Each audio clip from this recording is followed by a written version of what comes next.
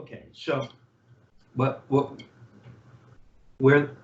this ended up going was that Dave Carpenter could play jazz on an electric bass, and it sounded right. But the reason typically, I pose to you, why is it typically that electric isn't used generally to play jazz? And the answer is because the note is too long, right? And then I discussed the fact that as drummers, we don't often think about the length of the note, right? But why not? I mean, Dick Wilson would talk about that all the time. And we're working on our long tones, right? Our double stroke rolls, which musicians spend their whole lives working on their long tones. Upright player playing arco, patiently. We don't typically do that on this instrument.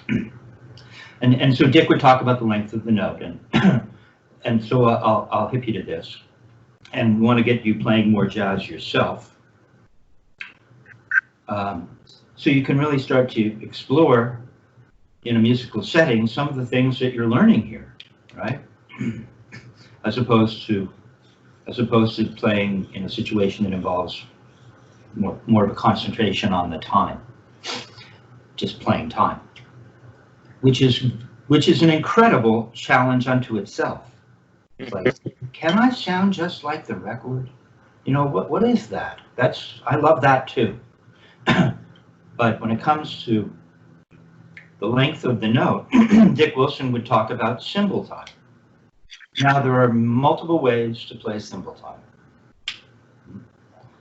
And it depends on the music, and it depends on the players and how they're interpreting the music. There's a lot going on. But Dick would talk about typical cymbal time and how to understand it.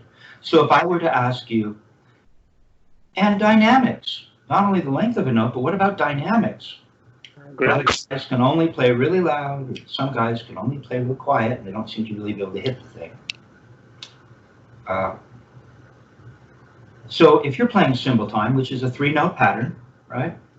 Which is the loudest note of the 3? That's a tricky question. I mean, technically they should all sound the same, or at least close to. But I want you to imagine, and that could be true. You see, you can play it that way, as long as you've decided to play it that way, right? But we're taking this thing kind of seriously, and we're really thinking about what it is we're doing. And so Dick would say that the first note is the loudest. Yeah, that's what I would say. The second note is a little more quiet, and the third note is the quietest. Now, of the 3 notes, which note would be the shortest?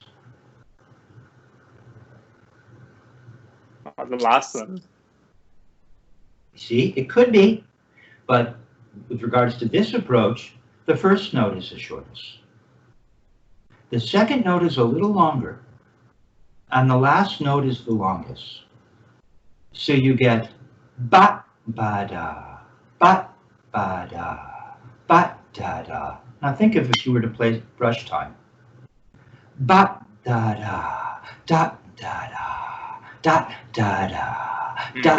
Da-da. You can hear it? Da-da-da, yakada, yakada, yakada, yakada, yakada, yakada, yakada, yakada, yakada, yakada. Eh? See how that speeds up and still sounds like that classic thing that you've heard over and over, but never really understood. Well, what is that? Well, you see, that has to do with understanding or identifying the dynamics and the length of the note. So these are the things that we want to think about if we're really going to get into this, right? Just how nerdy can a drummer be? Quite a lot. Well, some of us. And then of course when we go out, we play from the heart, we play by feel, and all this stuff just seeps in. Okay, so something to consider. Now, we were working on the flam accent number 2. Indeed.